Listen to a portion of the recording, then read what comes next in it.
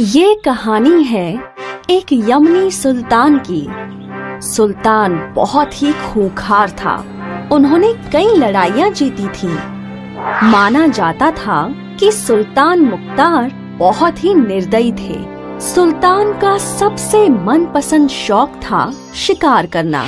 जंगल के जंगली जानवरों का शिकार करके उन्हें अलग ही खुशी मिलती थी। सुल्तान मुख्तार का मनपसंद खाना था हिरन का मांस। वैसे तो यमन के जंगल में बहुत सारे हिरन थे, लेकिन उनमें से दो हिरन बहुत ही नायाब थे, हीरा और पन्ना। हीरा का रंग सुनहरा, त्वचा चमकीली और सींग जैसे चांदी से बनी हुई हो। हीरा अपने समूह का नायक था। उसके समूह में कुल 20 हिरन थे। हीरा की तरह पन्ना भी नायाब था। उसका रंग गहरा भूरा, त्वचा चमकती हुई और सींग चांदी जैसे ही थे। और पन्ना भूरे हिरनों का नायक था। एक दिन की बात है, सुल्तान ने आदेश दिया, आज से हम हर हफ्ते एक हिरन का मांस खाएंगे। इसलिए तुम लोग जंगल से हिरणों को पकड़ के ले आओ और उन्हें शाही पिंजरे में बंद कर दो। सुल्तान के सिपाहियों ने उनकी आज्ञा का पालन किया और वो जंगल से हिरन पकड़ने लगे। पहली बारी हीरा के समूह की थी। सिपाहियों को देख हिरन यहाँ वहाँ भागने लगे। सिपाहियों ने जगह जगह जाल लगाया और जल्द ही सारे हिरन उनकी पकड़ में थे। अब बारी आई पन्ना के भूरे हिरनों की। उनके साथ भी वही हुआ। हिरनों ने अपना बचाव करने की बहुत कोशिश की, लेकिन वो सिपाहियों के बाणों से नहीं बच पाए और जो बच गए थे वो जाल में फंस गए। दोनों समूह के हिरनों को शाही पिंजरे में डाला गया। सारे हिरन डरे हुए थे। तभी सुल्तान वहाँ पहुँचे। वाह, सभी हिरन बहुत ही लजीज हैं। हाँ, वजीर, तुमने बहुत अच्छा काम किया है। ये रहा तुम्हारा इनाम। सुल्तान का ध्यान हीरा और पन्ना पर गया। वो दोनों हिरन बहुत ही खूबसूरत हैं। हम उन दोनों हिरणों को नहीं खाएंगे, न ही उन्हें कोई और खा सकता है। वो यहीं हमारे पास रहेंगे और बाकी हिरणों में से हर हफ्ते हम एक हिरन का गोश्त खाएंगे। ऐसा बोल सुल्तान वहाँ से चला गया। अब हिरन चिंतित हो गए। ये दुष्ट सुल्तान तो हम सबको खा जाएगा। कुछ ही महीनों में हम में से कोई भी नहीं बचेगा। नहीं, वो हीरा और पन्ना को नहीं खाएगा। उसने अभी अभी बोला है। ऐसे दुष्ट इंसान की बातों पर विश्वास नहीं करना चाहिए। कल अगर उसका मन करे तो वो हम दोनों को भी खा जाएगा। सही बोल रहे हो भाई। मेरा एक सुझाव है। बोलो। अगर हम में से एक खुद ही अपने आप को बावर्ची को सौंप दिया करे तो हम सबको ज्यादा तकलीफ नहीं झेलनी पड़ेगी।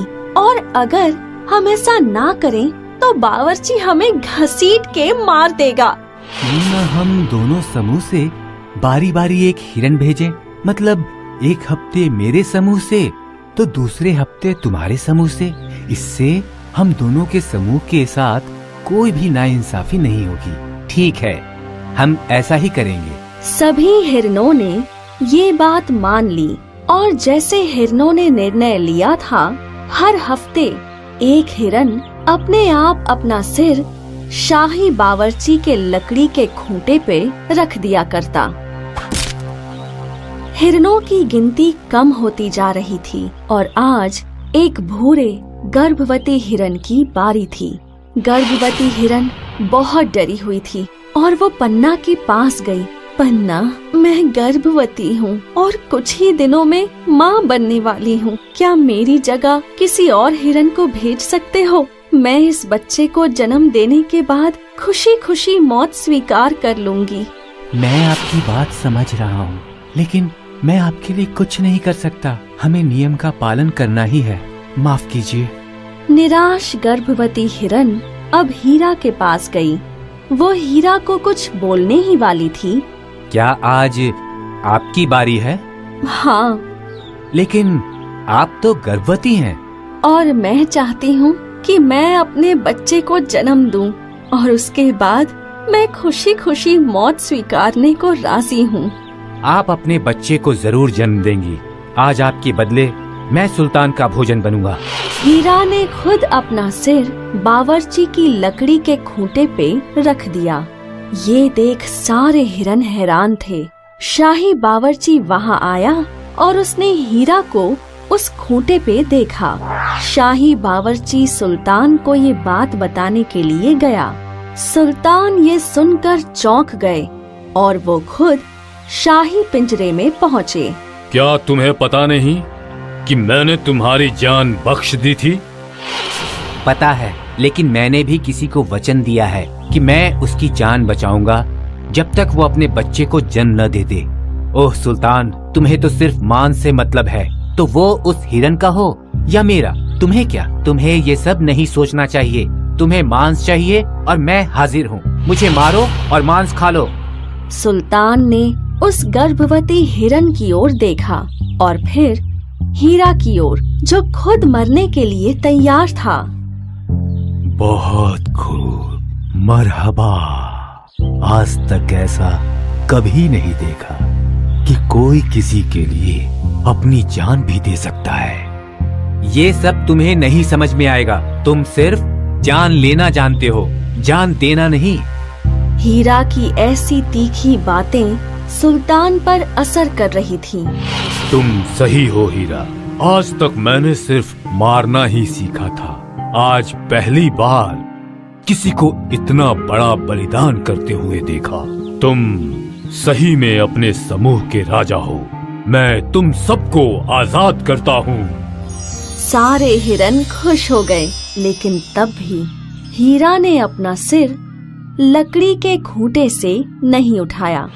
क्या हुआ? अब तो उठ जाओ। नहीं, तुम नहीं तो कोई और सही। आज नहीं तो कल हम हिरनों को कोई न कोई तो मार ही डालेगा। मैं ऐलान करता हूँ कि आज से यमन में किसी भी हिरन का शिकार नहीं होगा। मेरे हुक्म की तामील हो। यमन में हिरन महफूज रहेंगे। ये सुन सारे हिरन खुशी से कूद पड़े और अब हीरा ने भी अपना सिर उठा लिया। इस कहानी से हमें ये सीख मिलती है कि साहस और दिलेरी से हम अपना भविष्य बदल सकते हैं, जैसे हीरा ने बदला। तानपुर गांव के बगल में एक जंगल था, जहां एक हथिनी अपने परिवार के साथ रहती थी। एक दिन हथिनी अपने परिवार से बिछड़ गई। हथिनी के पेट में बच्चा था। वो दिन भर जंगल में अपने परिवार को ढूंढती रही, लेकिन उसे अपना परिवार नहीं मिला। शाम तक हथिनी बहुत थक चुकी थी। उसे प्यास लगी, लेकिन जंगल में उसे कहीं पानी नहीं मिला। पानी की तलाश में वो जंगल से बाहर तानपुर गांव आ जाती है और गांव के तालाब में पानी पीने लगती है। तानपुर गांव में बघीराम और शेर सिंह नाम के दो पशु अंग तस्कर रहते थे।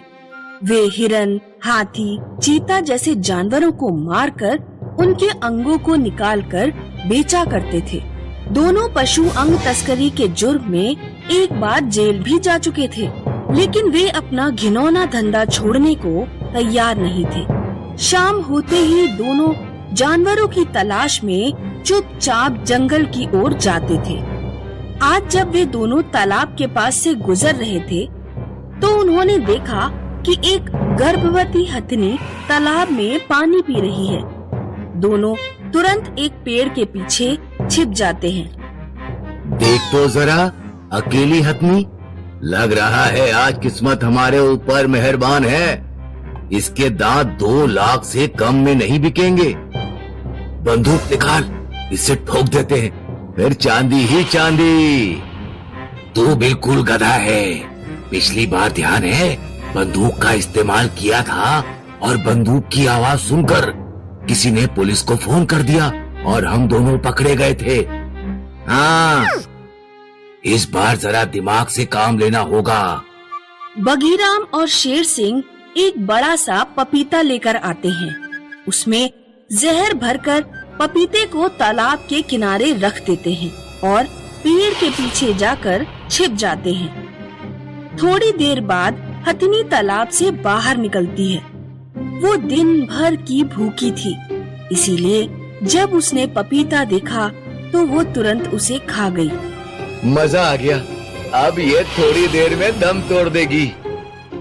बघीराम और शेर सिंह धीरे धीरे हथिनी की तरफ बढ़ने लगे।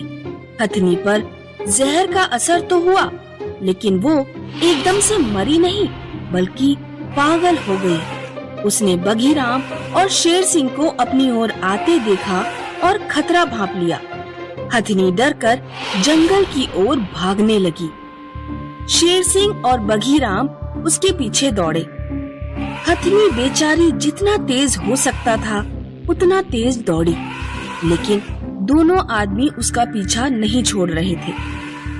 हथिनी के पेट में बच्चा था, इसीलिए वो जल्दी ही दौड़ते दौड़ते थक गई। जब उसे लगने लगा कि और दौड़ना संभव नहीं है, तो उसने अपने बचाव में बघीराम और शेर सिंह पर हमला कर दिया।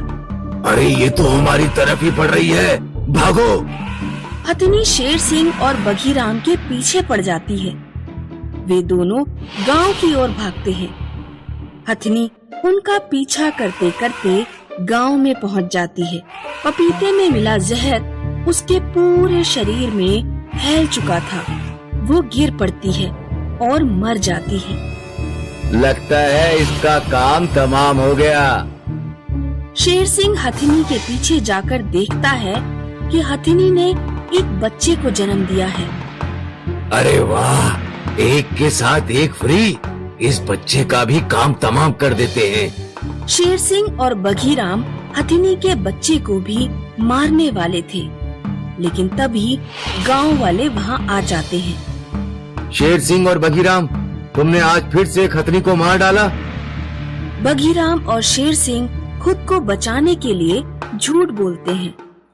हमने हथिनी को नहीं मारा, ये पहले ही मरने वाली थी। हमने तो इसे जंगल से लाकर पानी पिलाया और पपीता भी खिलाया। तुम झूठ बोल रहे हो, मैंने सुना था। तुम कह रहे थे तुमने इसका काम तमाम कर दिया और तुम दोनों इसके बच्चे को भी मारने वाले थे। गांव वालों, इन दोनों को पुलिस के हवाले कर देना चाहिए। गांव के लोग बघीराम और शेर सिंह को पेड़ से बांध देते हैं और पुलिस को बुलाने जाने लगते हैं। लेकिन तभी बघीराम और शेर सिंह की पत्नियां रो रो कर गाँव वालों से माफी मांगने लगती हैं। गाँव वालों, भगवान के लिए हमारे पतियों को माफ कर दो। हमारी जवान बेटियां हैं, ये जेल चले जाएंगे तो उनकी शादी नहीं हो पाएगी। हम वैसे ही बहुत गरीब हैं। हम वादा करते हैं आगे से इन्हें किसी जानवर का शिकार नहीं करने देंगे। गांव वाले बघीराम और शेर सिंह से हथिनी का बच्चा छीन लेते हैं और उन्हें छोड़ देते हैं। हथिनी का बच्चा गांव में ही बड़ा होने लगता है। कोई उसे गन्ना खिलाता, कोई उसकी सवारी करता। लोगों ने उसका नाम नंदू रखा था। कुछ दिनों बाद गांव में शेर सिंह और बघीराम की लड़कियों की शादी थी। दोनों लड़कियां रात में बाजार से खरीदारी करके लौट रही थी। रात में उन्हें दिखाई नहीं दिया और वे एक दलदल में जा गिरी। दोनों मदद के लिए चिल्ला रही थी, लेकिन आसपास कोई गांव वाला नहीं था। वे जितना ही दलदल से बाहर निकलने की कोशिश करती, उतना ही उसमें धंसती जाती। तभी नंदू वहां आ जाता है। नंदू अपनी सूंड से एक लंबा डंडा दलदल में डालता है। दोनों लड़कियां डंडा पकड़ लेती हैं। नंदू उन्हें बाहर खींच लेता है। दोनों लड़कियां जब कीचड़ में सनी गांव पहुंचती है, तो गांव वाले उनके आसपास खड़े हो जाते हैं। दोनों लड़कियां गांव वालों को सारी बात बताती हैं। बघीराम और शेर सिंह को अपने किए पर बहुत पछतावा होता है। हमें माफ कर देना नंदू, हम वाकई इंसानियत के नाम पर कलंक हैं। तुमने हमारी बेटियों को बचाया और हमने तुम्हारी माँ को मारा। हम खुद को कभी माफ नहीं कर पाएंगे।